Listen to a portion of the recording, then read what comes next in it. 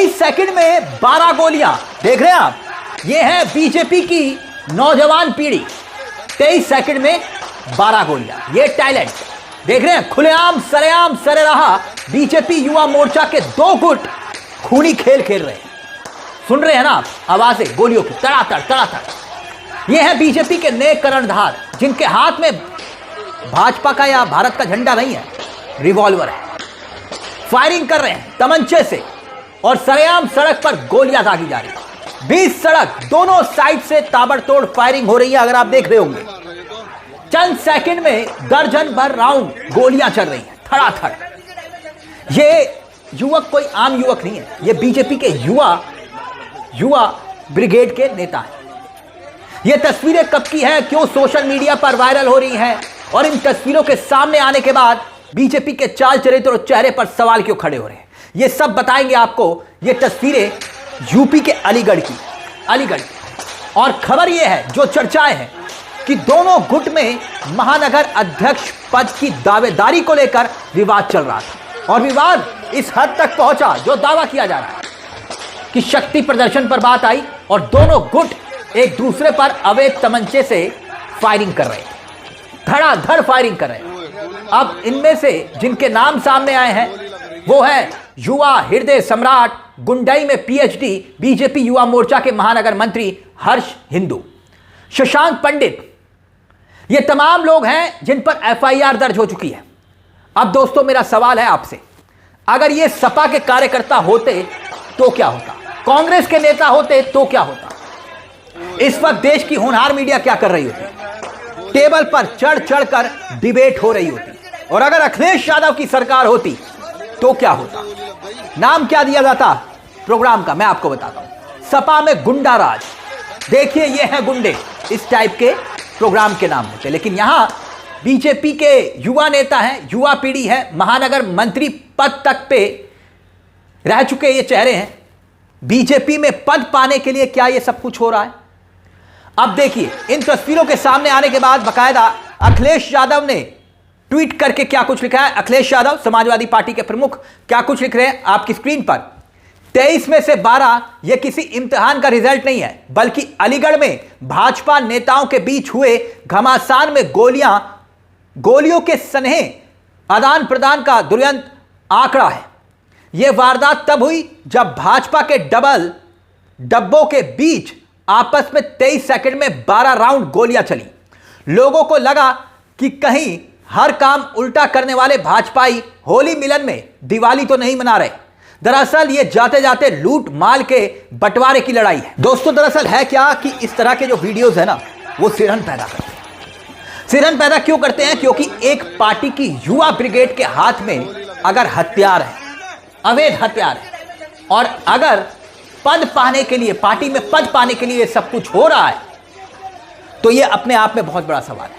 Party की साख पर सवाल खड़े हो रहे हैं, मगर देखिए कोई खौफ, कोई डर इन्हें नहीं है। अब कुछ लोग सोशल मीडिया पर बकायदा इसे योगी मॉडल बता रहे हैं, कह रहे हैं ये योगी का मॉडल है। देखिए वीनू कुमार सोशल मीडिया पर लिखते हैं कि अलीगढ़ में बीजेपी युवा मोर्चा के 2 गुटों के बीच महानगर अध्यक्ष पद की दावेदारी को लेकर दर्जनों राउंड फायरिंग होना बेहद चिंताजनक है।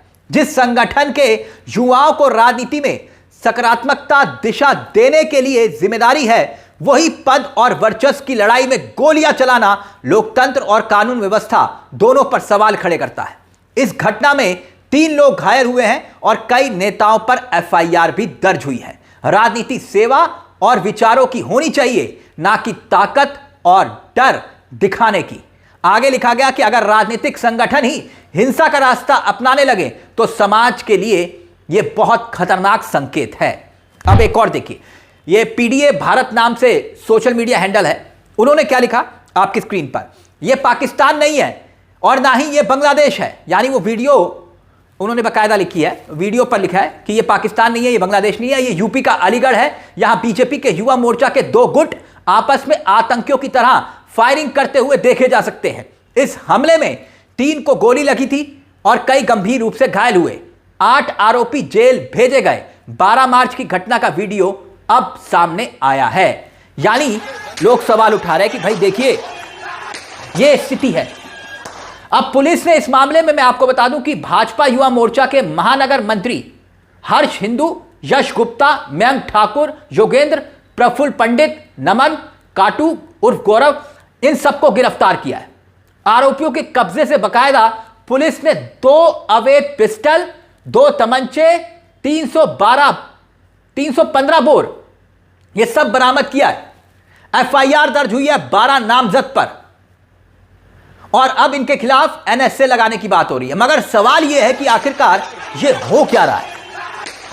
अभी याद करिए, क्योंकि कुछ वक्त पहले हमने आपको एक खबर और दिखाई थी और वो खबर आई थी राजस्थान से, जहां पर राजस्थान में बीजेपी के एक विधायक खुलेआम एक अधिकारी को धमका रहे थे, गाली गलौज कर रहे थे कि मेरा चालान काट के दिखाओ।